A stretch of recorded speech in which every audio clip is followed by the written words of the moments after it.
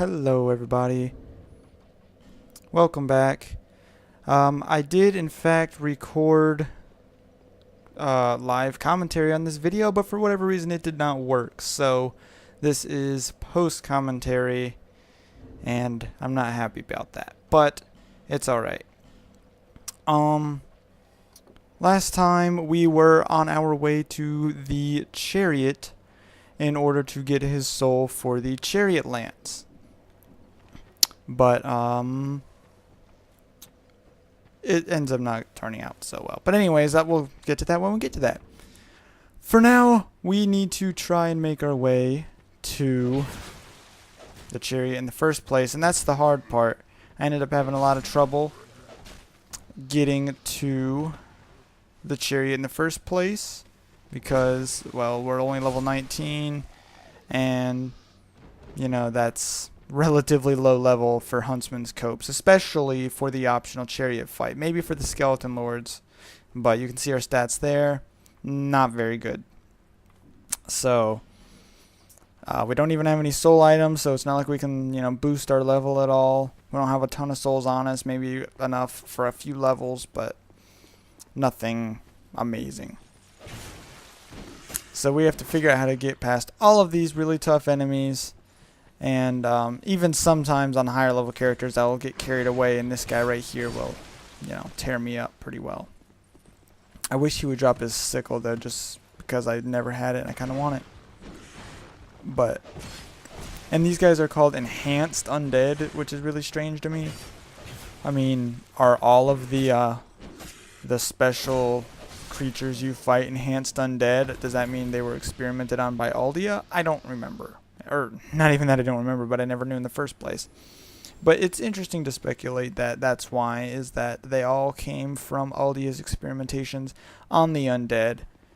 And, you know, perhaps even the Executioner's Chariot is an experiment on the undead to see how well they handle, you know, like endless torture. Obviously long enough in order to turn into bones.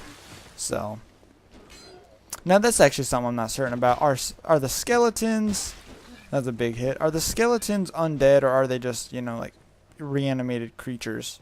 If they're undead, they're just like so undead, or so hollowed and so torn to pieces and shreds over and over again that they're now just bones. I mean, I guess that's possible. But, you know, not everything in the game is human either, though. There's other creatures, so why not skeletons? All of these are obviously hollowed undead, but, you know, what happens when you keep on tearing them apart? They're obviously missing chunks of flesh now. Why not, you know, completely?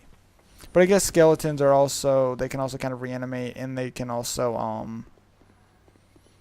I don't know, they have a lot of dexterity for being dead, unlike the typical, you know, hollows that you see.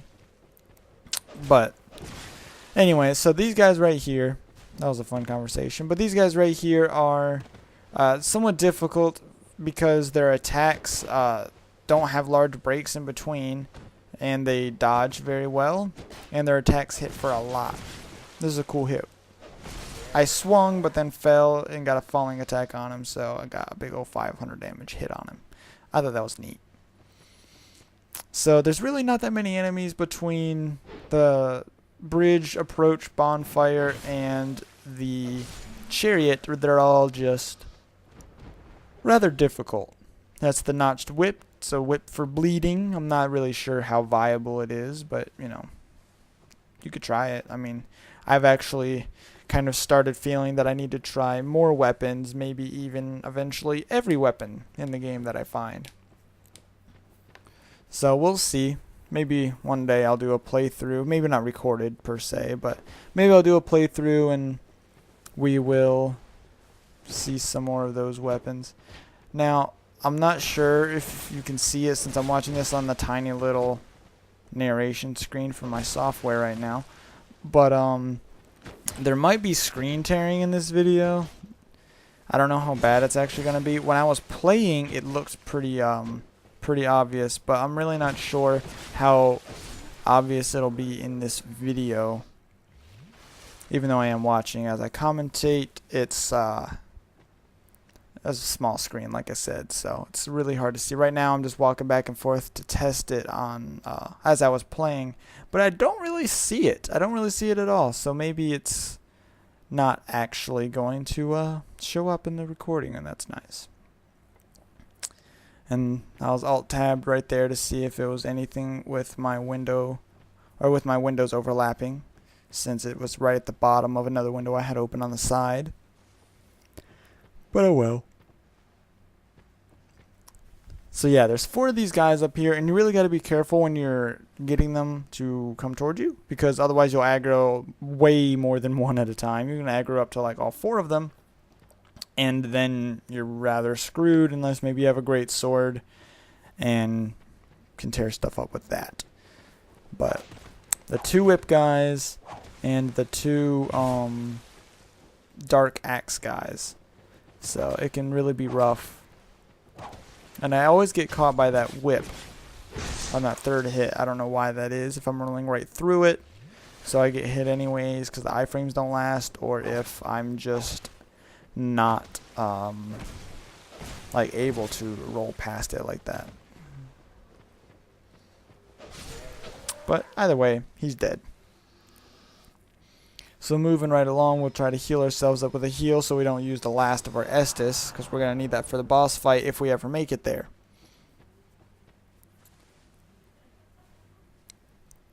We have life gems. We have almost 20, or right around 20 life gems, but they're not super dependable, in my opinion, in the Executioner's boss fight, because you're either one shot or you need healing like immediately.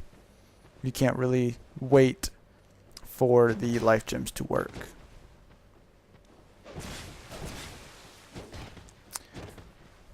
And by the way, this is a little off topic, but if you guys end up wanting me to make more Rome 2 Total War videos, feel free to let me know in the comments of this video or any other video, and I will do so. I kind of got off on it. That sounds completely wrong, but anyways, I kind of stopped making them. It kind of lost its feeling for me, and they weren't doing too well. And initially, you know, that was pretty early as the game was out, so there was a lot of imbalances and stuff like that. But there's so many mods out now that, you know, you can pretty much make it however you want. You can balance it. You can be OP compared to your opponents and everything else. So I'm really thinking about doing another Let's Play. I just don't know which one. Spartan Let's Plays would be kind of typical, but Spartans look awesome. I actually have a mod under my name for Parthia, so that I could do that as well. But, you know, it's whatever. Right now we're playing Dark Souls, so that's where we're going to stay. This guy right here is jumping around a lot. He was kind of giving me some trouble. And I was trying to figure out how to dodge that 3rd whip or just stay out of the way. But he is dead. So that's the last of the dark guys. I'm not sure if they are also considered enhanced undead, or if it was just the big guy with the 2 sickles. But I think they are as well. Gotta watch your step on the bridge. There is a hole, or 2 holes. And, you know, just don't fall through them, unless you're meaning to, for whatever reason. We don't have any armor. Fire sword's close to breaking. So we have to, I mean, not super close, but we have to be careful with our weapons, as there is a red phantom up here with a great sword and one of the named great shields. And he's real tough. And he doesn't stagger very easily. And he staggers you very easily, and he has amazing tracking, so it's kind of hard to, as you saw right there. And then he can, you know, just turn his attack right around and hit you. He fights very similarly, in my opinion, to an actual player online. But I try to get a backstab, but it doesn't work, and then he flips around and gets me. 2 hits and he kills me, basically. So I was trying to lure him down the bridge in order to, you know, kind of finish him off. Well, not finish him off. We haven't even hardly done any damage. But, you know, in order to get him to fall off and make my life easier, even if he doesn't die, at least he would fall down and be out of the way. However, he wasn't going for it. He won't walk all the way to the holes. Maybe not even if I Maybe not even if I, you know, like dragged him easier, if I had a bow or something, it could keep his attention on me. But I really just could not keep him, and I didn't want to run into the holes myself, so I couldn't really, you know, move too. I didn't want to get hit from him from behind, so I couldn't walk too slow, but I also didn't want to fall in the holes. And then, you know, terrible throws with fire bombs. And right about now is where I realized that, you know, we're not going to be able to take this guy. I saw the item, but it's not a big deal. So right now, instead of doing Huntsman's Copse, I was trying to consider where to possibly go next in order to raise soul memory in order to get a summon, because it would be drastically easier if only we had a summon to help us. But my soul memory is too low. So in order to raise it, I ended up deciding to go back to Forest of Fallen Giants. But I really didn't want to go back to Forest of Fallen Giants because, well, I was wanting to do as much of the game as I could without, with killing as few bosses as possible and still getting the main weapon that I want. But in the end, you know, a few bosses are just necessary, and we're going to have to kill more than I would necessarily wanted to. But we should still have, you know, a good 3/4 of the game or so in order, or left to actually play with our weapon. So we already have the Dragon Rider dead, and I think that's the only boss we defeated so far. So we end up going back to the Forest of Fallen Giants, and then we could, in order to get the Chariot lands, we still have to get to the Bastille. For those of you who haven't played the game before, the Bastille is either after another boss in the in the Forest of Fallen Giants. Excuse me, I'm very tired and yawning apparently. But it's either after another boss in Forest of Fallen Giants, or you have to go through No Man's Wharf, which is after Hyde's Tower of Flame. So right now we're going to try to put some levels in order to use the Halberd, which we'll get shortly. We have to have 20 strength and 14 dex at the time. I didn't know that, but either way, we don't have enough quite to raise them, or we don't have enough to raise them quite that high, so not a big deal. We needed more endurance because our stamina is pathetic. And we need 22 faith for lightning spears. And lightning spears would make our life, you know, substantially easier against both the Chariot and getting to him. But we don't have the ability to, one, get the spell, and two, have our faith high enough to use it. 22 faith and 6,000 souls in order to buy the spell from Lycia.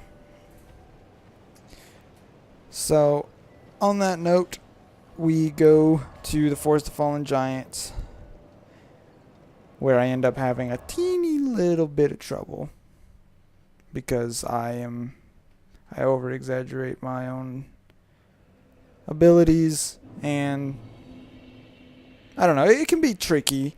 It can be tricky sometimes, especially if you are overconfident or if you're just not paying attention even. Sadly, I don't have the shortcut open because when we first came here, if you remember, I basically just bought the key to open the blacksmith and went on about my business. Another thing that would make our lives easier against the Chariot and the Red Phantom is upgrading our weapons. But since we're trying to get high enough in level to use weapons we actually want to use, we won't be doing that anytime soon. Right here, you can always drag up the spear guy in case you didn't know. And you can fight him by himself, not yourself. You could summon somebody to help you if you want, but you know, either way.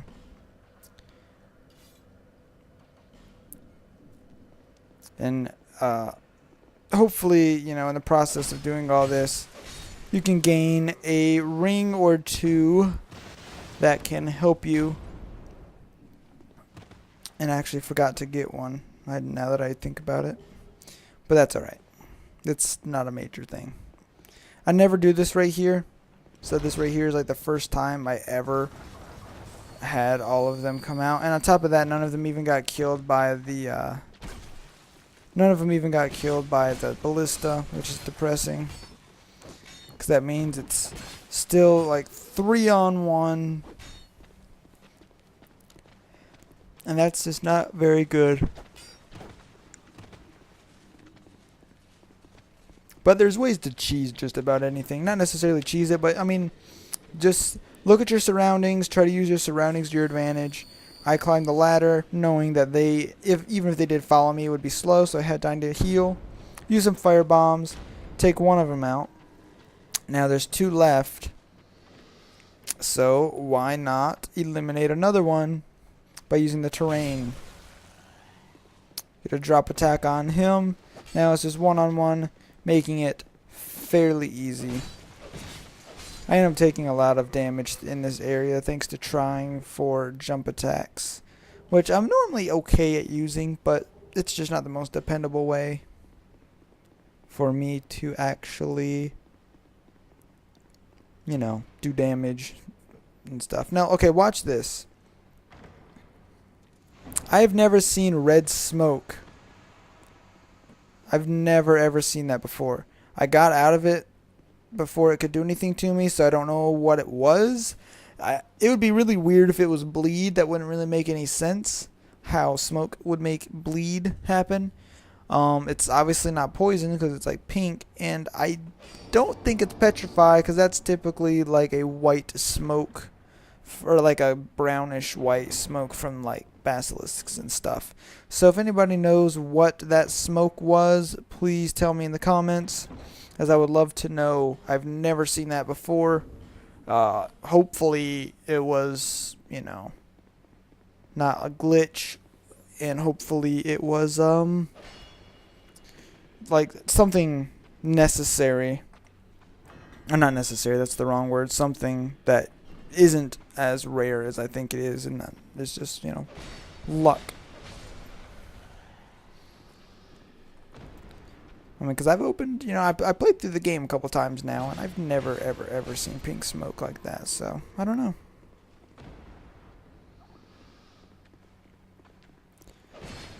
In order to open that door, you have to hit it with your weapon. I wasn't just doing that to see if I could break it. You have to hit it and then stand on the side of it. And when that happens, you can indeed get the guys inside to open it.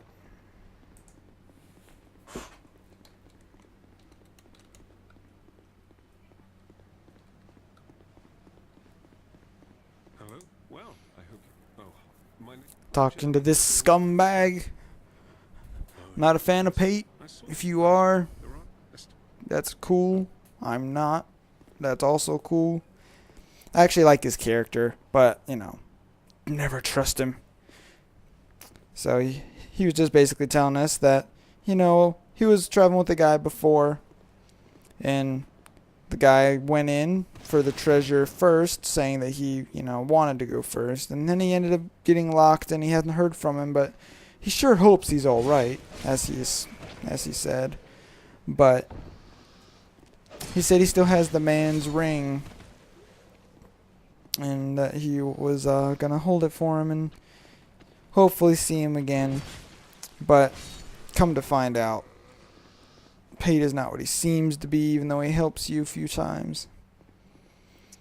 He is most definitely conniving. Took a bad hit through the door there. 3 guys, a sword guy, spear guy, and a halberd guy. Typically, the spear guy will walk relatively slowly. Got clipped there, but typically he walks slowly through the doorway, so you don't got to deal with them all at the same time like that. I hate when they, you know, like kind of flow around like that. I think is the word I'm looking for. Because it freaks me out, makes me think there's more enemies. But there we go. They're all dead. Use another heal. Yeah, we have Estus, but, you know, we never know if this is actually going to end up being when we go fight the boss or not. So why not go ahead and use the heal instead while it's available. Secret door right there with a sorcerer's staff and amber herbs. That could be very helpful. You can't buy them in the super large quantity until you have at least decent intelligence and go to the wharf. Then I think you can buy like 13 of them. And or you can get infinite amounts after like the end game. But aside from that, you basically just find them or buy them in the small amounts that you do find them.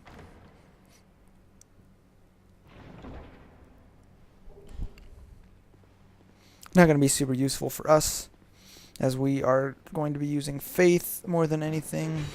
Yeah, well, not necessarily. We're going to be using our weapons, and you know, then we'll use our faith as backup. And who knows, we might even use some of the weirder faith spells, but who knows? To be honest, probably not.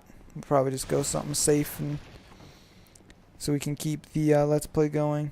You can't make this jump. I was just demonstrating that. Go back to Pate right here. Well, Got through his little trap that he was so scared about, and he gave us the white sign soapstone so that we can have some jolly cooperation apart from the Sun Bros anyway. If you don't kill him, he will follow you, and he'll end up poking you in the back. This area right here will be important later, so for those of you who haven't played the game, pay attention back there to where that tree just was. It is an important area later in the game, and it's nice to remember where all of those trees are. I was in the original recording, I was talking right here about how this area resembles both Ulasil Township from the DLC of the first game and the Undead Burg, which is the early on in the first game as well. Dark Souls 1, that is, not Demon Souls. But anyways, and it kind of has, you know, things, architecture reminiscent of both, as the towers, which reminds you a little bit more of the Undead Burg.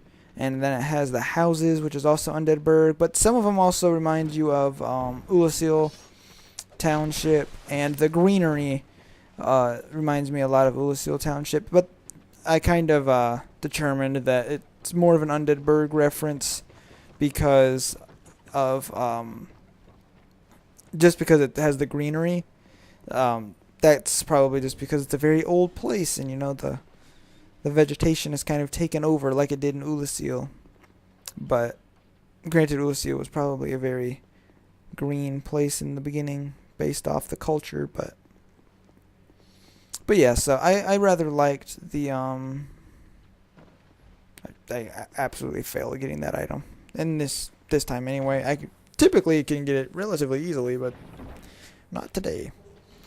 Anyways, yeah, so I just thought it was really neat that, you know, the Undead Burg and Ulasil Township, I never really thought about it until I recorded this and realized that, yeah, it's actually got a lot of architecture very similar. The only difference is a lot of areas in this, in the Forest of Fallen Giants, is that it seems more built for larger life forms. I mean, the doorways are larger, and more rounded, like the one behind that turtle guy over there. Ironclad guy. And then in Ulasil, see, that's why I was referencing Ulasil more, is because they had some more of the they did have larger, at least, enemies in the area. So I don't know, I thought it was rather had a heck of a likeness to those two places. But anyways, this right here is another one of them ambushes that you can have some trouble with.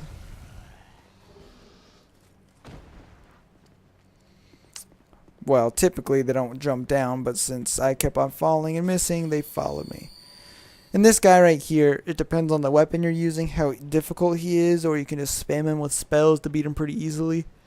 You just gotta watch out for that attack right there, because it will squash you flat. What you want to do is basically stay really, really close to him. And I know, surprisingly, you want to stay very, very close to him, and then it'll prompt him to do the horizontal swing when you're like touching him, and then he will, yeah, that swing right there, and then you hit him, and then you roll, or just back up, and then you hit him, and then you rinse and repeat.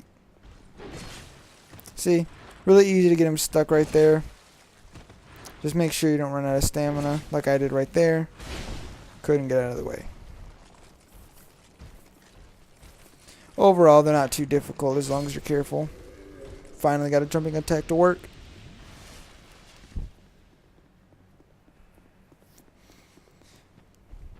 Now, once you go through here, this is the way to get to the boss of the area. Both of them, actually. If you go through the door that's directly beneath where I'm standing, you go to an optional boss called the Pursuer, which actually, I guess it's not optional. You do need to fight him in one of two places. Otherwise, you won't be able to go to one of the giant tree things in the late game. Granted, I suppose that one is still optional. But, anyway. Kill these few guys. And you can see right there is the fog wall, and that's gonna bring you closer to the boss. Closer, not like it's not the boss fog wall or anything. So I'm gonna go ahead and open that before I collect the rest of the items back there in that little area. And I'm also going to go ahead and open the shortcut, which remember me saying earlier on that I wish I would have opened it last time, but it's perfectly fine. That elevator that you maybe saw, will lead you down to where the boss is, but we will take that road shortly. First, we're going to come over here and kill all these guys and grab all of the treasure. Got to be careful right here because it's actually a trap. If you go all the way up there and try fighting the spear guy at the end, ironic, of course, that they put a spear guy there just to bother you, because otherwise, you know, he can basically just hold his own long enough for the other guy to drop down from above the giant sword thing that he was just walking on. And there he is right now. He fell down and now he's in here. So now we gotta fight him and the spear guy. Shouldn't be too difficult with jump attacks as long as I can do them successfully. But this right here, I was getting angry because I just kept on messing up the jump attacks. There's twice that I messed up the jump attacks. 3 times. Then I was just like, screw it, let's just kill him. Now we'll do it, but didn't break his guard. I was hoping he was going to try and attack. Another one didn't work. So I'm like, I'll just, you know, break his guard and smack him in the face with a mace. Smack him in the face with a mace. All around the place. Hey, I've written raps before. I mean, like, seriously, I've written raps before, but anyways. It's all good. Now we have the halberd, 20 strength, 14 dex required. Pretty awesome base damage. The only thing about it is it suffers greatly from the direct hit system, meaning if you hit them, or if you're too close to an enemy and you hit the enemy, you will do very much less damage. I tried very hard to kill this lizard, but I missed it, and I'm angry about that, so I take it out on this poor fellow. Oh well. Get some items down here. I've seen some people actually using that large leather shield for like low strength builds and stuff like that before you get it really situated. Now there is a summon, but we're not going to get it yet because we need to go and repair our weapons by resting at the bonfire. And getting our Estus back wouldn't be the worst thing in the world either. So now we will rest. And we will, after you buy like I think $10,000 or 10,000 souls worth of, it is souls. I don't know why I say dollars, but anyways, buy 10,000 souls worth of stuff from her, and she will, and talk to her, and she will give you a covetous silver serpent ring +1, giving you about 20% more souls from everything basically. Ta-da! So there is our third ring, I believe. Fourth ring, alright. Yeah, because we got the life ring in that room that the enemies have to open. Doesn't raise your health by much, but the life ring +2 does. Life ring +2 is pretty good, which you can get somewhere, I don't remember. Anyways, now it is boss time. Try to summon him, Tetsuya, which would have been cool, but nope. So instead we're going to get that guy. I didn't see his name. And once he shows up, he can try and help us deal with this halberdier. This halberd guy will follow you all the way in, so be sure you take him out, because I don't know if it's ever happened. Excuse that. Anyways, yeah, if you try and go down the elevator, I'm pretty sure he can fall and like do a dropping attack on you, and that wouldn't be very nice at all.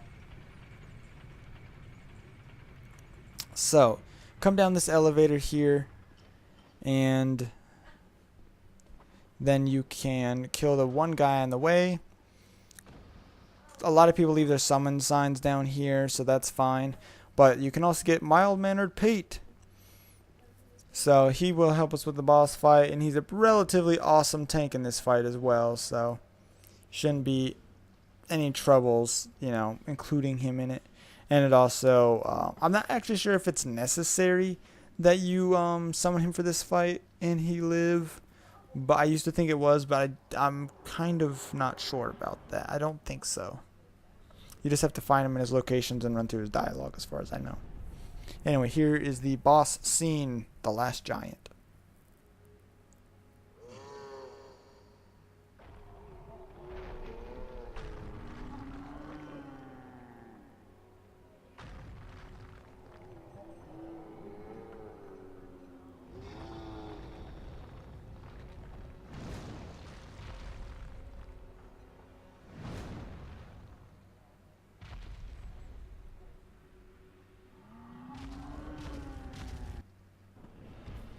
Alrighty. You gotta be sure to run through his legs once the fight starts, otherwise he'll hit you. This fight basically consists of simply targeting his legs and, you know, not getting stomped on. He has a 1 stomp, and then he has like a 3 stomp combo. And then he has arm sweeps, like a palm thrust right there. All sorts of attacks, but they're, you know, I'd say he's a pretty balanced boss. Doesn't have a ton of health. But as you see, when he gets down to half health, he rips off his own arm and uses it as a sword, which does a ton of damage and a ton of knockback. And also a lot of range, as you can see right there. I don't know how he didn't get hit by that, actually. So yeah, now we gotta find an opportunity to get back in there and finish up the fight. There we go.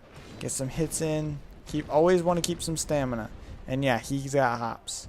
I almost didn't break it through because of his knee, but it is now done. Pretty easy fight, especially if you summon people. It may actually be easier to do solo, even though the damage is less, because number one, the boss won't have as much health, and number two is you can kind of control what attacks he does. If you're always standing behind his feet, he's pretty much always just going to do the stomp attacks. Fall Gate was taking forever to clear, but it finally did, and now we can leave. You can actually summon these people right here for the other boss fight, the Pursuer that I mentioned before, but not necessary. There's tons of other summon signs in front of his fight.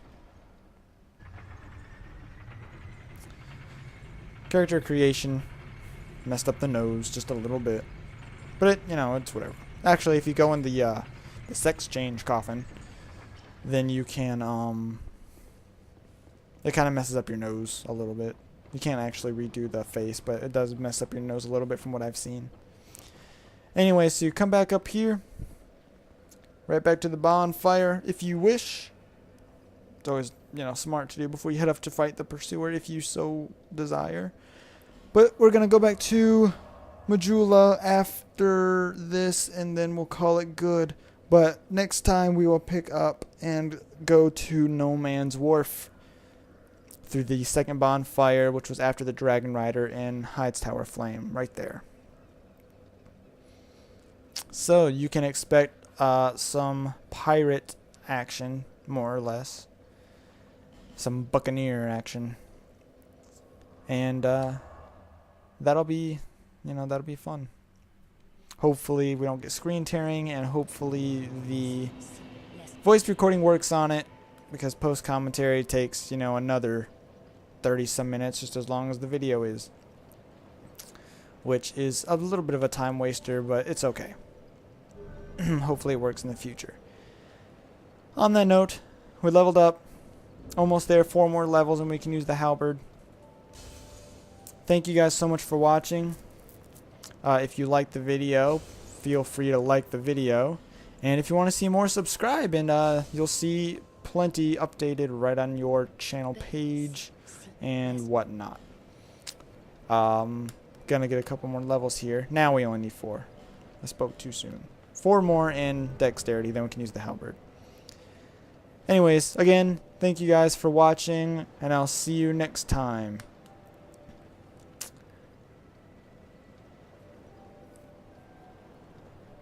Just looking around, apparently. Bye-bye.